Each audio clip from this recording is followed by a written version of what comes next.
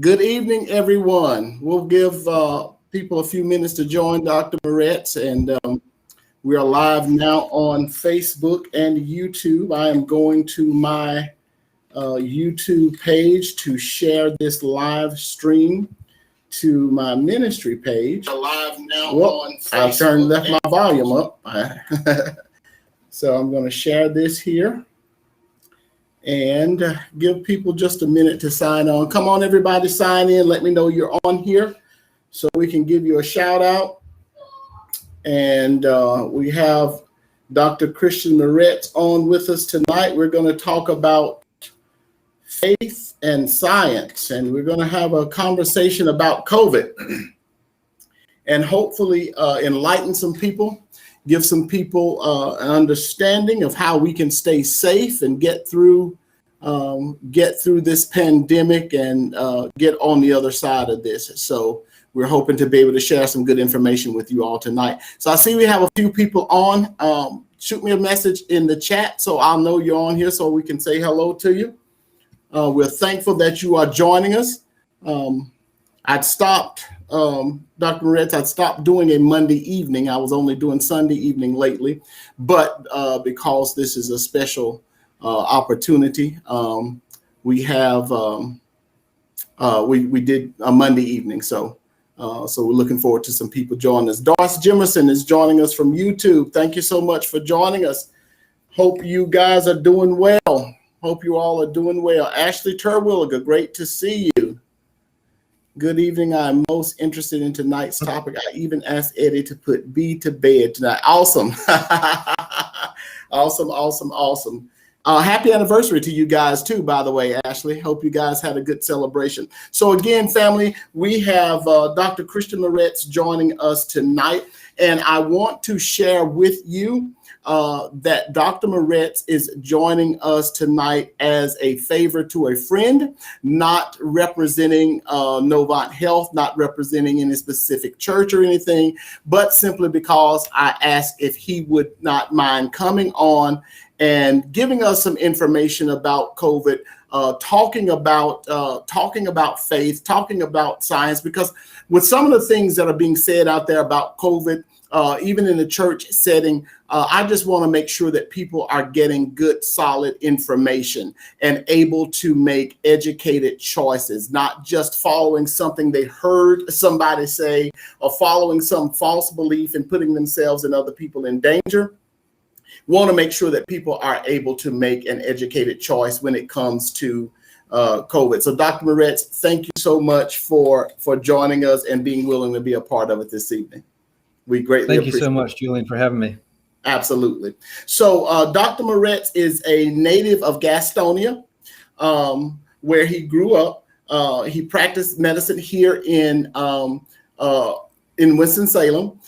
He is in family medicine, so not specifically the viral arena or infectious disease arena, family medicine, but I do know this. I do know he's a man of God. I do know he's a doctor, and he's a good doctor. And so we wanted to get him in to offer his expertise and what he can share, both about faith and about medicine. And so we are grateful to have him to be a part of it with us. He's married, has 3 sons, right? Three little boys. That's right. Yeah. And so 3 boys, yeah. And so thank you to your wife, to your sons for allowing us to impart in your time this evening, so or to partake of your time this evening. We're grateful to have you on board. So family, we're going to get in here. We're going to later on, after we get going, if you have a specific question on something that we do not cover, if you want to drop it in the chat, and if we have time, Dr. Moretz will do his best to answer those questions. We may not be able to get to everybody's questions, but if we can, we will, and we are grateful for you being here. So with that being said, we will get started here. And so the first question, Dr. Moretz, I want to ask you is, how do faith and science come together for you in your profession as a doctor? How do the two of those come together? Yeah, it's a great question, Julian. this is one that honestly, where science and faith came together is really how I ended up in medicine. I grew up in the church, but wouldn't say I was saved or following Christ at all. I think I was, or I shouldn't say I think, but I was leaning on my own understanding and leaning on my own effort to save myself, even though I didn't really realize it at the time. And as soon as I got off to college, or within a year or so of going off to college, met the Lord, and had always been very interested in science, and not so much medicine, but science, laboratory science especially. And then within a year or so of meeting the Lord, he laid it on my heart through a number of experiences, classes, volunteer opportunities that, and then eventually a trip overseas abroad on a medical missions trip, that he laid it on my heart to pursue medicine. And so since then, the practical living out of that has taken on all kinds of different faces. But for me, essentially, I believe and I trust that God has put me where he has for a reason. And Jesus has equipped people with so many different gifts and spiritual gifts. And I think a love for science, a love for people, and a true desire to help, to serve my fellow man is sort of what led me into medicine. I think that's the way that God called me into that. And so on a day-by-day basis, God gives me awesome opportunities to serve people through and love people through the sacrifices that go into this job, through my love for science, my understanding of medicine and the study of medicine, and just continuing to study and stay up to date. I think he's just given me an awesome opportunity to serve people and love people well, and to participate in that redemptive part of history, and taking broken things and helping to make them new or whole or better, to participate in, as not in the same way that Jesus did, but to participate as Jesus did in healing and in relieving pain and alleviate suffering. And so that's where I see my faith and my profession overlapping. I certainly don't look at it as I'm a doctor from 8 to 5, and then I'm a Christian at other times. Right. He gives me opportunities to pray with patients, to really hopefully care for patients in a way that maybe not the average physician would. And I don't say that in a proud way or belittling way to other people, but Sure. I think when we whether I connect with a patient about over our faith or not, I still know that whether that patient believes what I believe or not, I can love them, and I can treat them in a way that's hopefully different and unique than maybe other people treat them, or that the world treats them. And so, that's awesome. That's how I see those overlapping. Yeah, that's awesome, and that is so important, and that is one of the reasons that I wanted you specifically to come on and to have this conversation about COVID, because I'm a believer. When we look in the Word of God, the Word tells us that we are a 3-part being. We are a spirit, we have a soul, and we live in these physical bodies. And sometimes I think we forget that, and we forget that all 3 parts of who we are sometimes need to be ministered to and taken care of. And sometimes I believe they're just practical things that you can do to maintain health and to stay strong, even even with mental health. Sometimes I think there are practical things that we can do. It's not always just pray it away, or sometimes there's assistance that we need medically, medical assistance that we need to even with faith. My faith is not just in the medicine. My faith is in God, that he's going to allow this medicine to help take care of whatever we may be dealing with. And so that is why I specifically wanted you to come on, because I know your faith. I know you believe in the Lord Jesus, and I know that you have not separated the two, but you do have that understanding that they can work together. So that's why I wanted you to come on specifically. Yeah. So, and I meant to touch on that, Julian, but this conversation around faith and medicine has been really in the spotlight during the COVID pandemic in ways that maybe it hasn't before. And I feel like, sadly, there's been amongst believers and amongst evangelicals this sharp divide on where faith and medicine or science merge. Mm-hmm. And I think I'm hearing a lot of people just sort of drawing a line in the sand and say, I can't trust science. I can't trust medical professionals. I can't trust physicians. My faith is in God. God's going to heal me. God has this. And I certainly, again, like I said earlier, I don't see I don't have the power of Jesus to lay hands on people and heal them miraculously, but I do, just as God has, equipped lawyers to be instruments of justice in the world, or teachers to be instruments of education, and pastors to be instruments of biblical education, and prophets, and on and on and on and on. I do believe that he has equipped myself and other Christian doctors to be able to not just heal, but to make a spiritual connection as well with folks in that healing. And it's just been really sad and difficult talking with people and listening to people have such a strong distrust of anything science, anything medicine during this pandemic.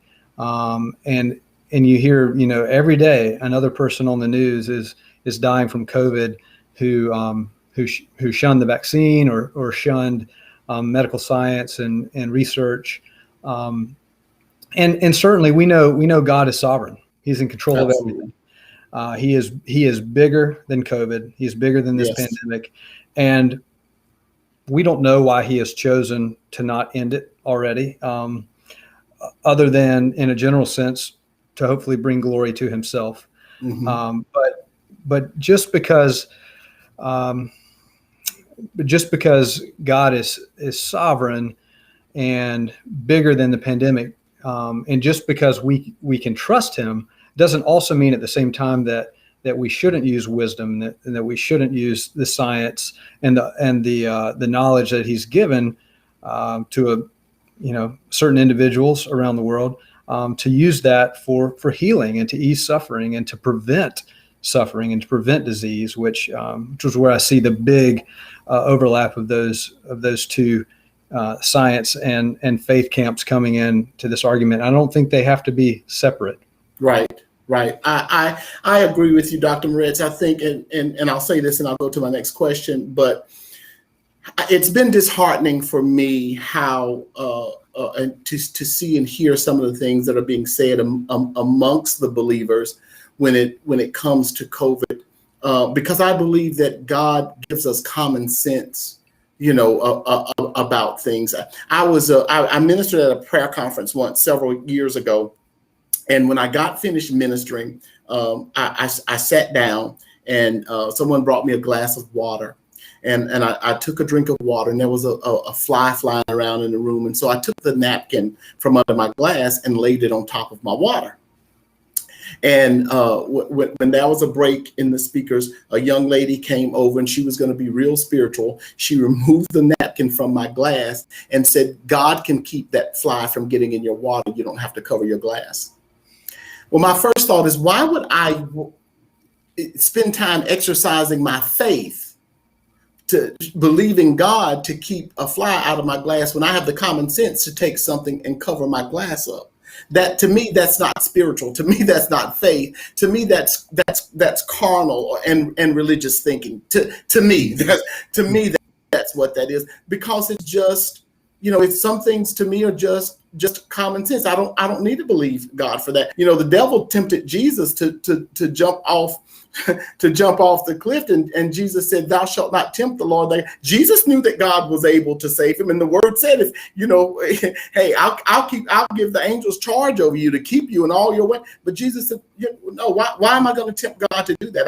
I have more sense than to do that. In other words, and so I think some things just come down to common sense. So with that being said, what are the biggest myths or misconceptions that you've had to address on a regular basis regarding COVID? Ooh, man, there are a lot of them. Some of them are about COVID, and some of them are about the COVID vaccine. Mm-hmm. Some of them are about masking. So some of the myths or misconceptions about COVID are, well, it's just another flu.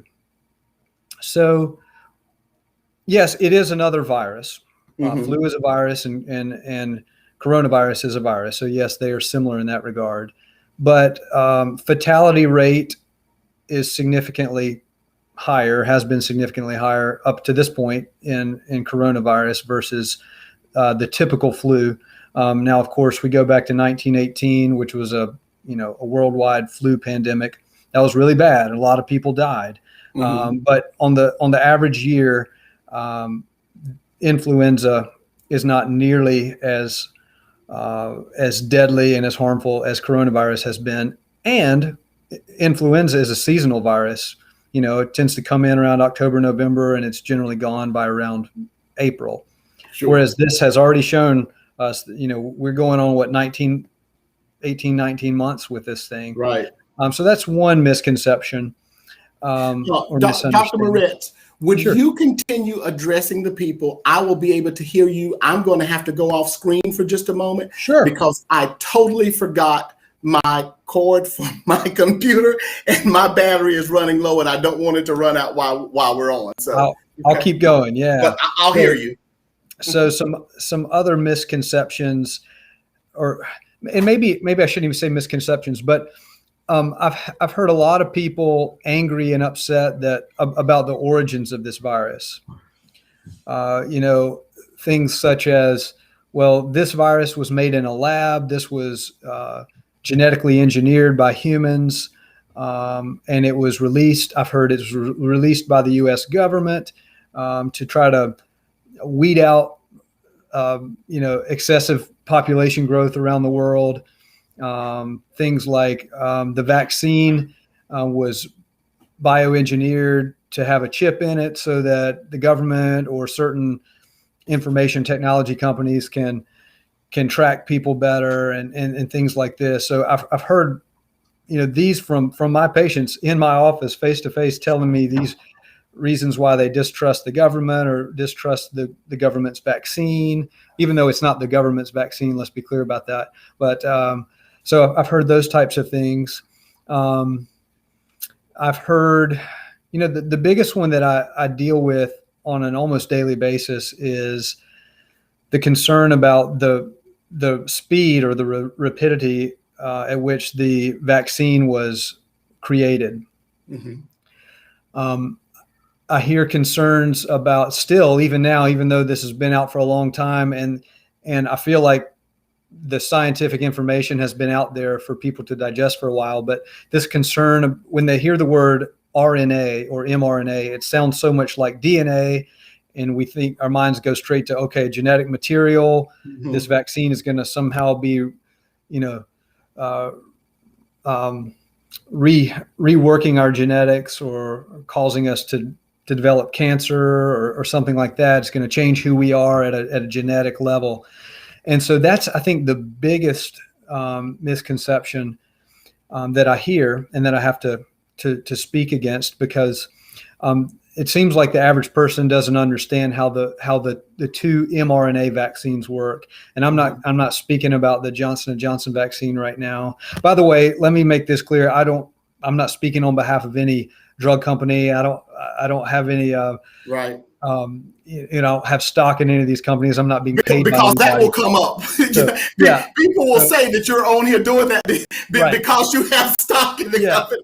I'm not representing any company, but seeing as there are only 3 vaccines in the U.S. that have been approved, 2 of which were approved for emergency use, 1 of which in the past 2 weeks has been approved, just regular approval. That was the Pfizer vaccine. Those would be the only 3 I would mention. I'm not going to speak about the other ones that are being used around other parts of the globe. But anyway, back to what I was saying, the 2 mRNA vaccines. So there's this concern that, hey, mRNA, that's scary. That sounds scary. Is it going to, reconstitute our genetic material somehow? Is it going to make me grow extra limbs or grow cancer? Things like this. There's also the concern about, wow, this vaccine happened way too fast. FDA approval was given way too fast, even as an emergency use. Why don't we have other vaccines that come out that quickly? So I guess I'd like to speak, if that's okay, to that a little bit, because what a lot of people don't understand is that mRNA technology has been around, or the technology that was used to make these 2 vaccines has been around since around 1990. Mm-hmm. And preliminary research that led to that discovery started in the 80s. Okay, so this is not new technology. Approximately 2001, research was started into mRNA vaccines, both for use in preventing disease as well as in treating cancer. Okay, so twofold use, and that technology has been around for 20 years. Moderna, the company that made the Moderna mRNA vaccine, has been around for more than a decade doing this research. I think it's probably closer to 2 decades doing this exact research. So they didn't come up with this on the fly in 2000 and March of 2020 or April 2020. As soon as we discovered that there's this worldwide pandemic of coronavirus. The reason the vaccine, so this technology has been sitting around for a while. They were working on it for polio, influenza, and Ebola, to just name 3 viruses, okay? Mm-hmm. But the technology was there. It had been used, had not been used on a mass scale like it is being currently used, but it was ready. It was just raring to go. Mm-hmm. And then the other thing about mRNA vaccines specifically is that because of the way they're made, they can be mass produced very, very quickly compared to our traditional either live attenuated virus vaccines or even the dead virus vaccines, like what we've used for influenza for the past couple decades, what we've used for tetanus vaccines, what we've used for Haemophilus influenza vaccines, pneumococcal vaccines. So different type of technology with these mRNA vaccines that make them much more readily and quickly produced and mass produced than anything we've ever had in the past. So I hope that alleviates some fears when people are concerned about how quickly these vaccines were created. Right. The other thing that people don't realize is that, so for the Pfizer and Moderna vaccines, the 2 mRNA vaccines, we are not injecting any genetic material from the virus that makes the virus the virus. All we're injecting is a small little piece of genetic material that is used by our cells to make a protein that is the same protein that's on the outside of the coronavirus. Okay, mm-hmm. the part of the coronavirus that our immune system recognizes. Mm-hmm. That little piece of genetic material that is going into our muscle cells does not get taken up into the nucleus of our own cells. Mm-hmm. It's kept out in the outer cytoplasm so that our ribosomes, our protein making particles inside of our cells, can then take that little messenger RNA and turn it into a protein that looks the same as the outside of the shell of the coronavirus. thereby allowing our immune system to have something to recognize as foreign. Say, hey, I've never seen that little spike protein before. So we're using our own cells to make spike proteins so that our immune system will see something as foreign and then make an immune response to it, so that if we actually do see the coronavirus in real life, then we can already attack it before it has a chance to infect us significantly and get us sick. At least that's in theory what's supposed to happen. But then within a few days of our body processing that messenger RNA that we have injected in form of vaccine, within a few days, our body chews it up and is gone. Okay. So it's never, because of the way messenger RNA works, it is not taken back into the nucleus of a cell. So it has no chance to interact with or commingle with our own genetic material in each of our cells. So, but when you start talking about RNA and DNA, that can be a scary thought for folks if you don't understand the process of what happens. So several misconceptions is that it's unsafe because it happens so quickly. This is new technology. It's not new technology. The long-term data on the mRNA vaccines that have been studied in the past 2 decades are great, very safe.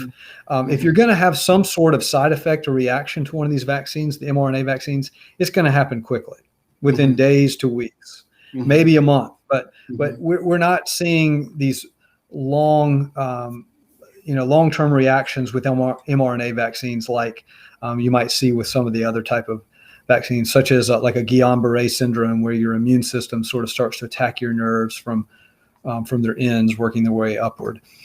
So yes, there have been side effects. There have been allergic reactions to the vaccine, but in general, and I shouldn't even say in general, but millions and millions, tens of millions of and over 100 million of doses have been given of the mRNA vaccines in the United States alone, and the side effect profile has been really, really excellent.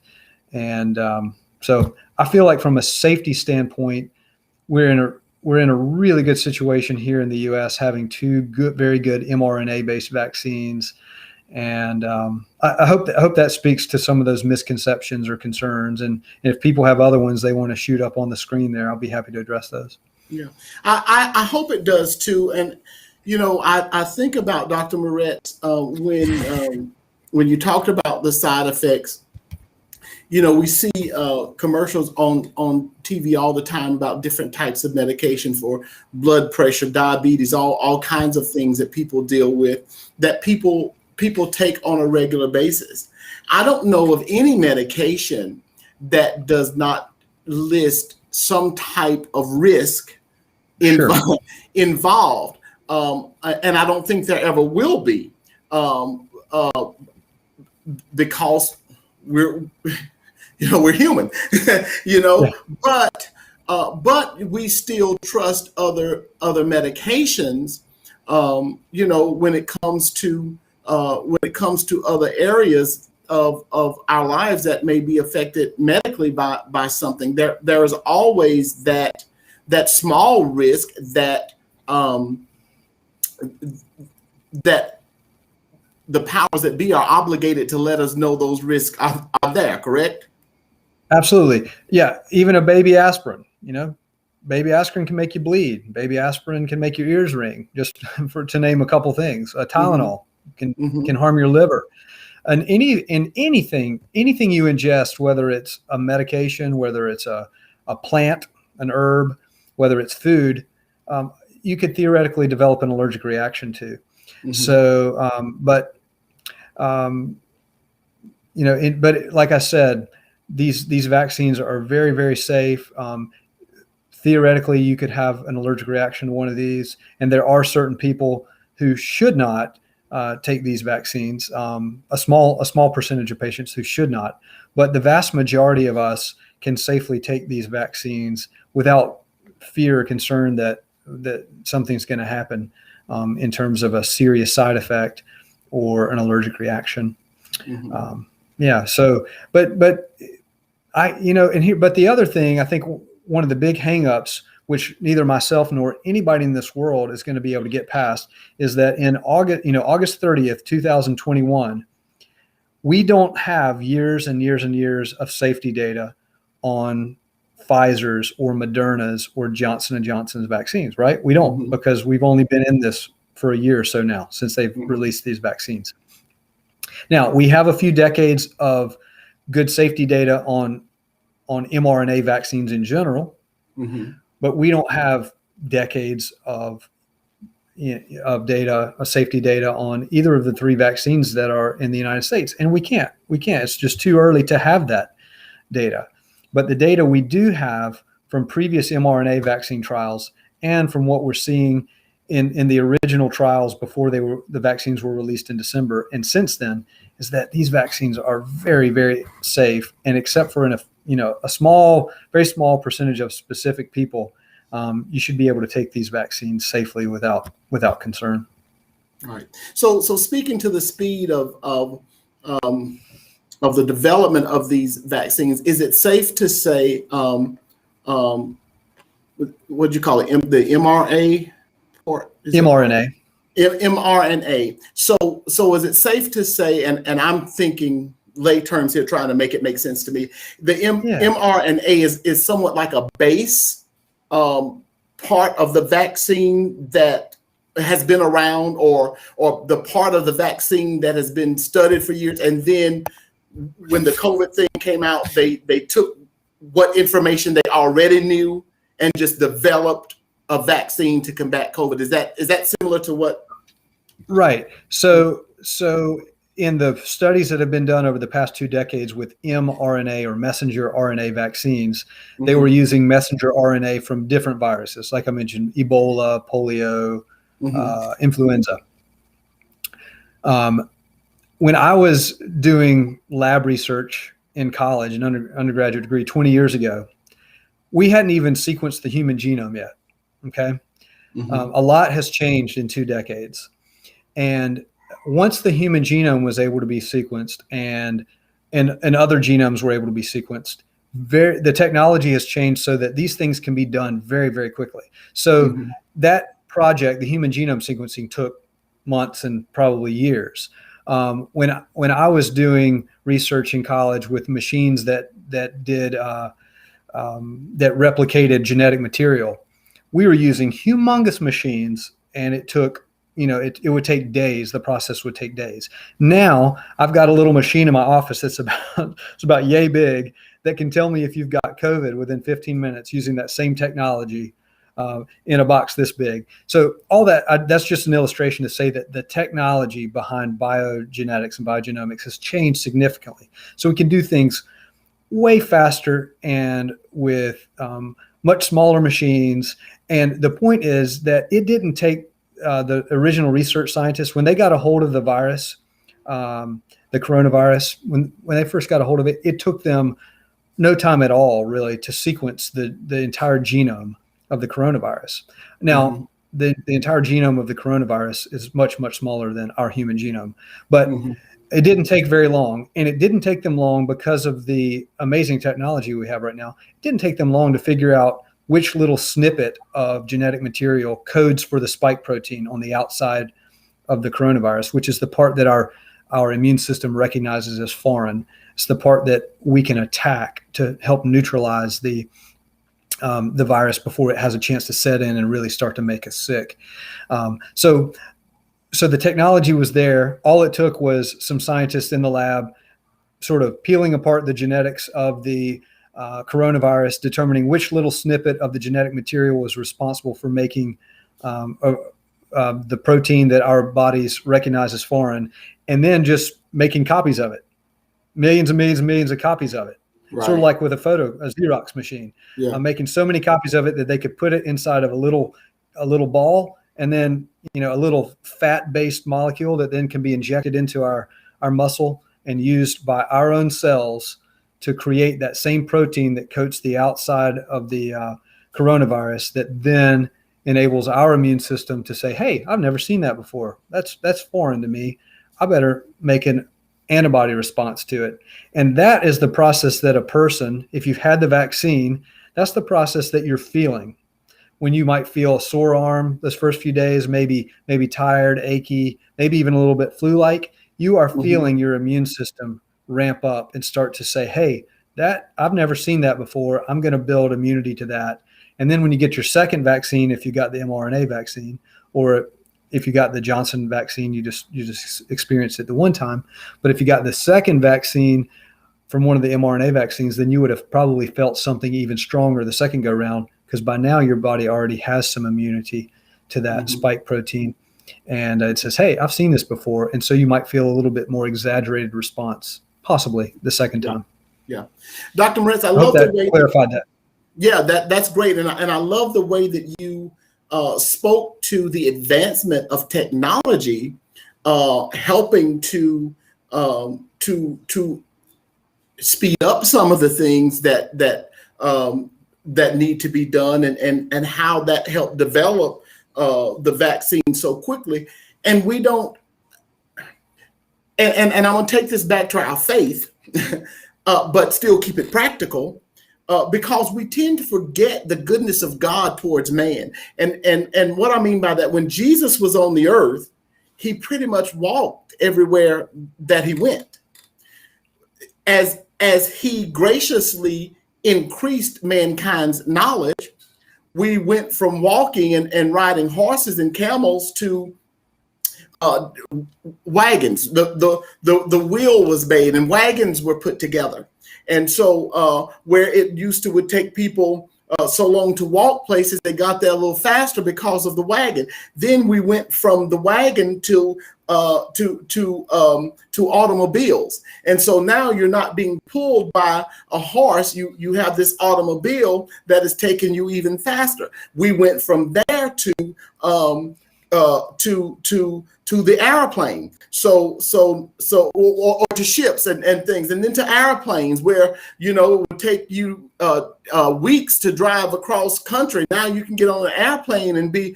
My wife today, she had to be in Boston for a meeting this morning. She went to Boston, did a presentation there. She's on her way back now. She couldn't, if we had stayed with. If we had relegated ourselves to what we knew way back when, that would not be possible today.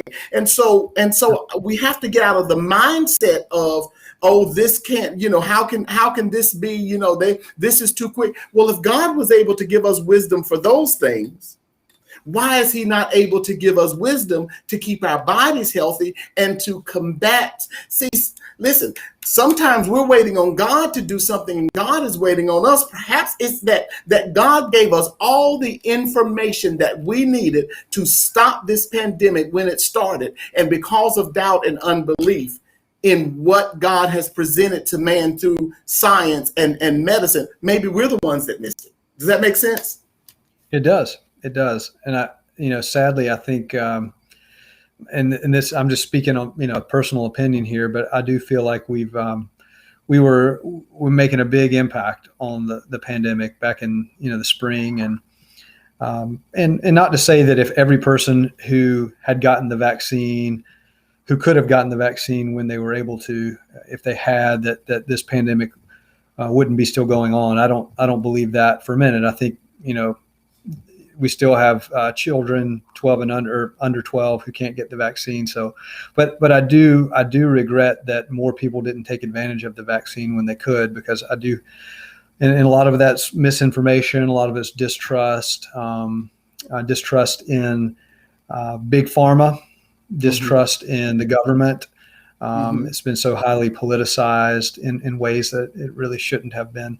And I don't want to get into a political argument or debate, but I do regret, and I'm sad that I feel like a lot of lives have been lost needlessly. And again, I'm not saying that the vaccine was 100% ever. No vaccine is really ever 100%, but right. This one was about as close to it as you get with.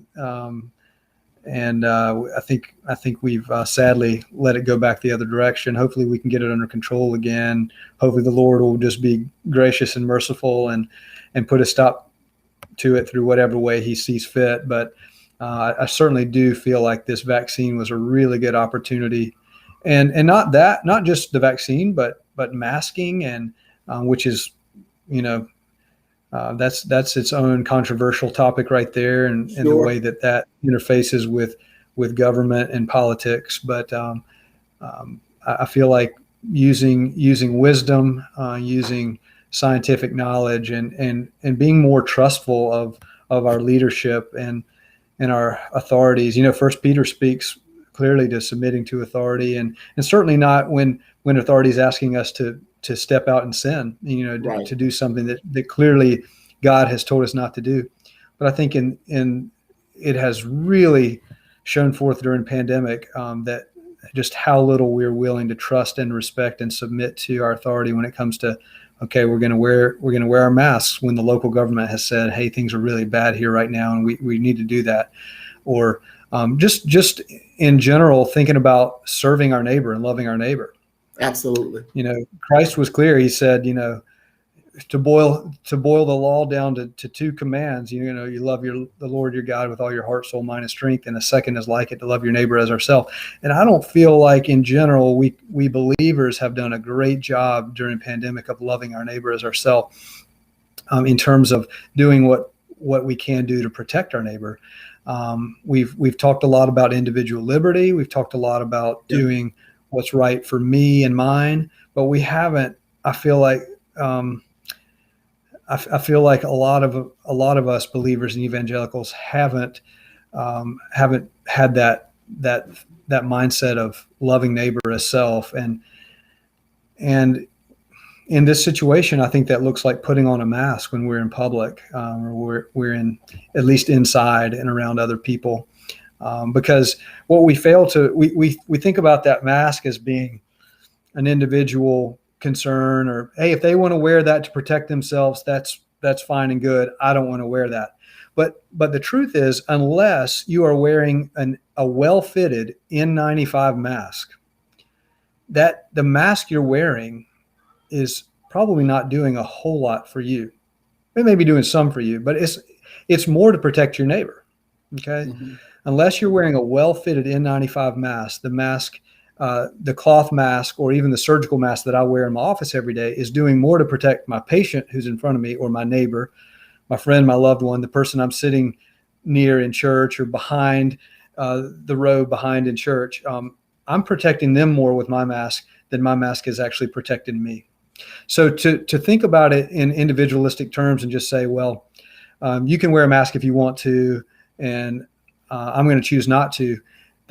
You're actually, that person who says I'm not going to is actually receiving benefit from those around them who are wearing it, where they're not really providing any benefit to their neighbor if they actually have COVID and don't know it. Maybe they're in that first 24 to 48 hour window and don't realize that they have COVID and they could be spreading it.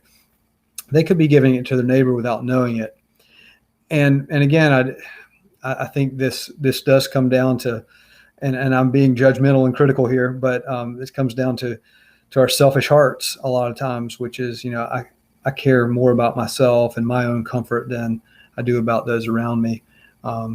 So anyway, a little tangent there about. Yeah. No, I don't think it's judgmental, Dr. Moretz. I think it is what it is. And it's unfortunate because I believe that in so many cases, the church has given more of the charge of disobeying the government when it comes to those things than anyone else. And I'll go back to what I shared earlier. Sometimes things are they're just practical, right before the announcement of COVID, December of 2019, my wife and I and my son took a vacation, went on a cruise with a couple of friends from our church. And one of those friends, I call her Dr. Barbara, and Dr. Barbara, I see you're on here tonight, Jen Barbara. But when we got on the airplane to fly to Florida, she handed everybody a mask. She said, I got these masks for us to wear on the plane. And at this point, we hadn't heard anything about COVID. Okay. We get on the plane, we put our mask on, And as soon as we put our mask on, this kid behind us had to be 12 years old, 13, somewhere around. I mean, he is coughing and sneezing and hawking. I mean, it is obvious. I don't know what this kid had. I'm not saying he had COVID, but he had something. He had something going on in his body. It was so obvious. But just having those masks at that moment, I felt like really kept us protected. And I told him, I said, you know what? I said, I will never get on a plane again because that's such a small place. And I said, I'll never get on a plane again, without taking those things into consideration. Well, here then a couple of months later, we hear about COVID. And so, and then washing your hands and using sanitizer and keeping the distance. And to me, those are just practical things that we can do to love and care for one another until we get on the other side of this. It's just practical to me. I agree. So, I agree. Yeah. Amen. So that was my little tangent. How is this new Delta variant different from the other strand of COVID-19? And how effective is the current vaccine on combating this new Delta variant? So good questions.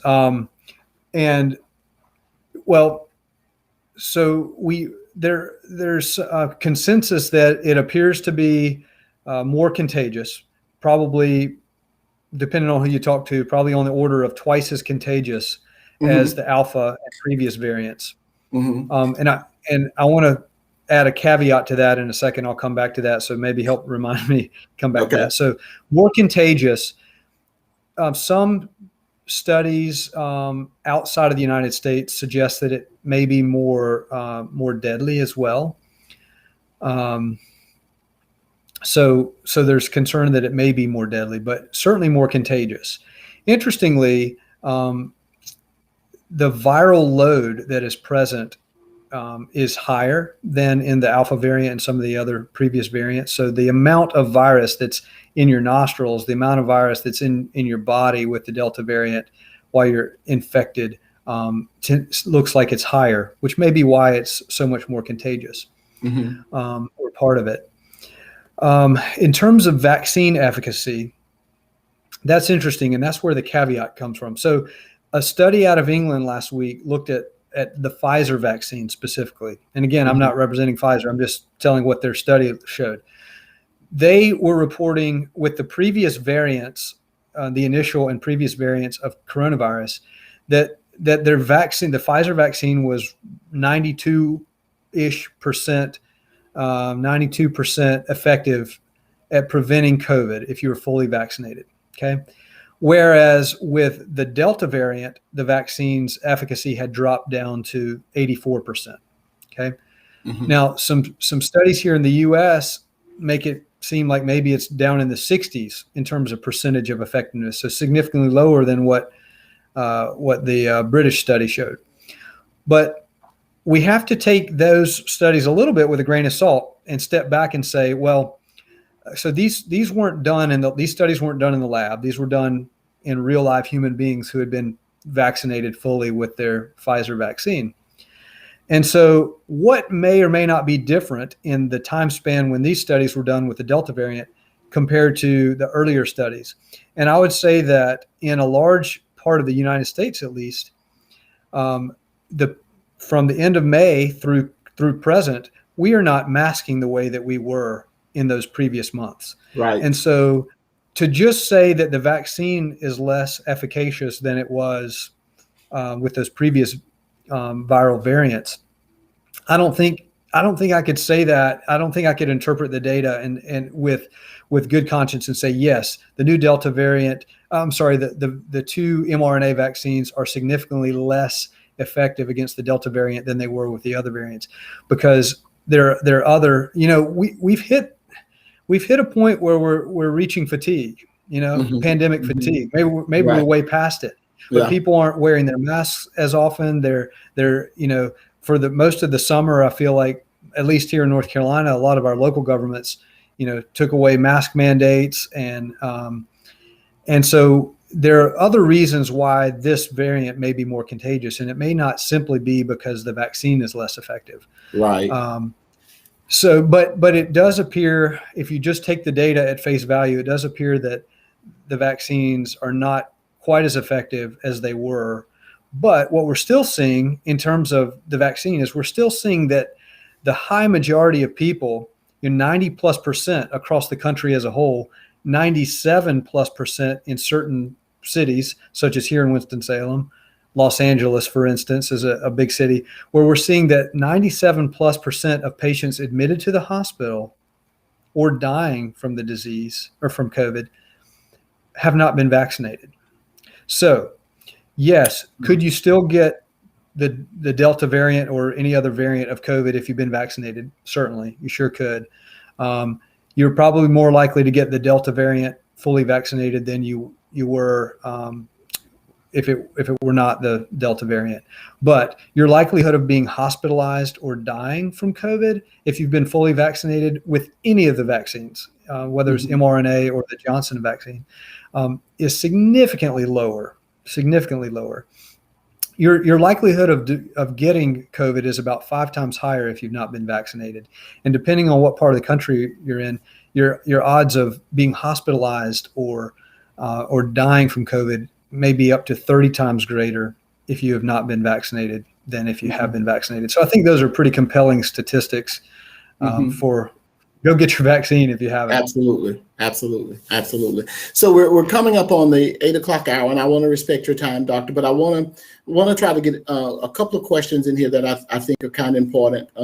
One of them being with the fall and winter season coming, with their holidays, and you mentioned a moment ago, pandemic fatigue. One of the things have been, people not being able to get with family and those kinds of things. So we're coming up on fall and winter, when seasons change, that's automatically sometimes a recipe for cold and flu and those kinds of things.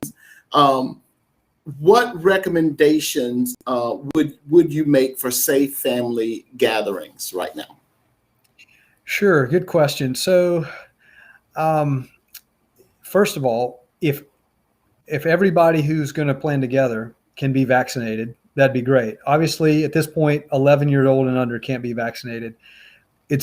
We don't have an official date yet, but it's probably going to be late November or sometime in December before FDA releases their approval for the vaccines for 11 and under. But as many people as who can be vaccinated would get vaccinated would be great. If you're going to meet indoors and any of those folks are not vaccinated and you're bringing multiple families together who don't typically spend time together, then if at all possible, for even for the little ones, if they can mask, that's going to be the safest thing to do. If people are adamant against masking indoors, then if everybody can test before, within 2 or 3 days before arrival, that'd be a great way to come to the gathering. It's not 100%, but it's a great way to come to the gathering, knowing that everybody who's coming together doesn't have COVID. And then maybe we feel a little bit better about not masking if we're going to be together for long periods of time indoors. If you can meet outdoors, weather permitting, and, depending on people's personal preferences, maybe there are other medical conditions. If you can meet outdoors, that's always good. That's what our family did both at Thanksgiving and Christmas. Thankfully, here in North Carolina, we had, reasonable enough weather where we could get around a fire pit and have a meal outside together. And that was before we all were vaccinated last December and November. But washing those hands well, if you can test beforehand and just ensure that we're not bringing COVID, because even when we're vaccinated, that's another thing. The vaccine is really effective at minimizing symptoms, even for my patients who are getting those, unfortunate breakthrough COVID infections. Some of them are just having most of them are just having very mild symptoms. But it's theoretically possible that you could be fully vaccinated, have COVID, and not know it. Wow. And so, and that's an unfortunate thing. Sure. You're still technically contagious, less likely if you're not having symptoms at that time, but you're still technically contagious. So, you know, be smart. Don't share food and drink with people that you don't normally share food and drink with. But if you can test it, if at all possible, before these holiday gatherings, try to test. And that way you've at least got a decent idea of whether you're bringing that into the equation. And then certainly if anybody's got symptoms, if they're sneezing, if they're feeling poorly, if they're coughing, get tested. Make sure you don't have COVID before you come together. And if you can't get tested, you know, do the right thing and just don't come, even though that's sad to miss out on family time. Try to protect those others, especially if there are medically fragile or medically vulnerable folks in the midst, like, you know, especially really small children, babies, infants, or elderly folks, or people with chronic medical disease. Okay. And so I think, Paul, you addressed one of the other questions I was going to ask, which was how do we keep our children safe, or those who are not able to be vaccinated? So everything that you just shared would be the method in which we would do that, because of course the children can't be vaccinated right now. And then there are, just quickly, can you kind of address others who outside of children who the vaccine may not be suitable for? Sure. Yeah, that's a great question. And I'm not a virologist, and I'm not an immunologist, so I'm going to speak fairly generally here, but you can actually look on the CDC website, and there's an algorithm you can walk down and say, do you meet any of these qualifications for at least reconsidering not getting the vaccine? But the absolute contraindication or reason not to get a coronavirus vaccine would be if you have history of anaphylaxis. So that's the type of severe allergic reaction where lips swell, you might break out in hives, your blood pressure might drop, throat may close in, and you have difficulty breathing. If you've ever had a severe allergic reaction to any vaccine like that, a severe allergic reaction like anaphylaxis to any vaccine, you may not need to get this vaccine. If you've ever had severe allergic reaction or anaphylaxis to polyethylene glycol or polysorbate, which are two ingredients in the 2 mRNA vaccines, then that would be a reason not to get one of those. But for the 2 mRNA vaccines, the Pfizer and the Moderna by brand name, there are not a whole lot of contraindications or reasons not to do it. Essentially, if you've had an allergic reaction to, say you went and got your first COVID vaccine, one of those two, and or the Johnson, and had an allergic reaction to it that is severe and life-threatening, you wouldn't want to get another one of those. Sure. If you've had an anaphylactic reaction to any vaccine ever, or to anything, food, or say a bee venom, then generally what they do is they, and I've been on the giving end of vaccines at a mass vaccine site. And what we generally do is give the person the vaccine, but we have them wait for 30 minutes afterwards just to make sure there's no sign of allergic reaction. But that's for those folks who have had allergic reactions to other things other than COVID vaccine or any of the ingredients inside of a COVID vaccine. If you have an immune compromise, say HIV, or you're on chemotherapy, or you're on some sort of medication that would reduce your immune system, you're still eligible for those vaccines. Those are generally, in those folks, it's generally recommended to get one of the mRNA vaccines. But again, I can't speak to every single medication that every patient is on or every single medical condition that people have. But by and large, unless you have history of anaphylaxis to one of those components of one of the COVID vaccines, then you're probably eligible. And you can ask your doctor for specifics, but if you read through the CDC material, it will say the same that I just said. Sure. Okay. Well, and that includes pregnancy. Pregnant women are allowed to get the vaccine too, and are encouraged to get the vaccine because they're at a higher risk of developing complications, including needing ICU care and to be ventilated than a non-pregnant female similar age group who had been or had not been vaccinated. Okay, great. Thank you so much. Sorry to interrupt you. Oh no, that's fine. I was I was going to ask you, was there anything that we have not talked about that you have on your heart that you think we should definitely let the people hear? Anything specific, or do you think we've covered some pretty good ground here?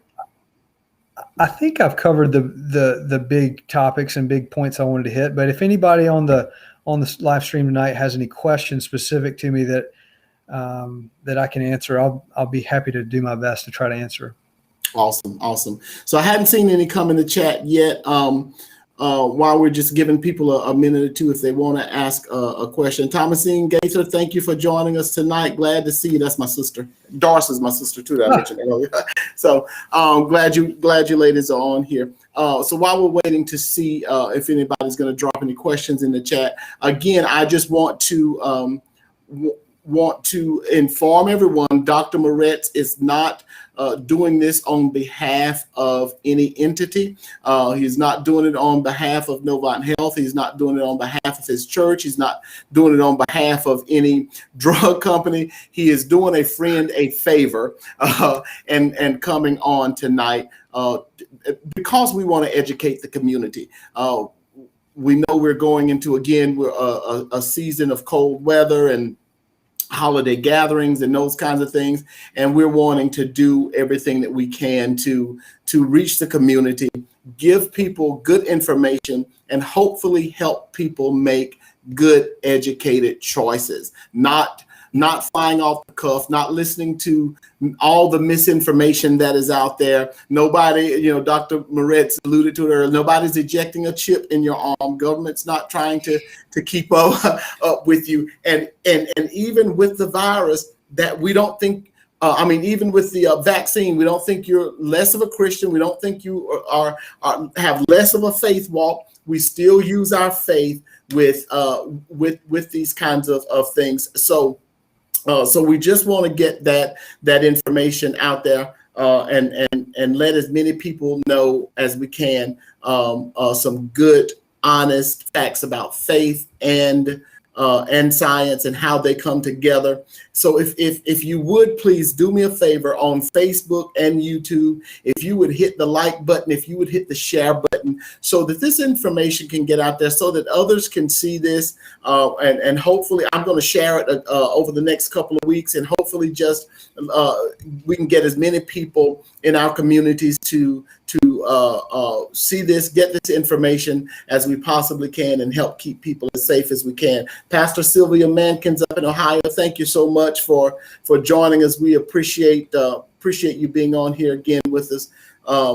All of you that have joined us on Facebook, that continue to support and encourage Julian Gaither Ministries, we are so thankful for you.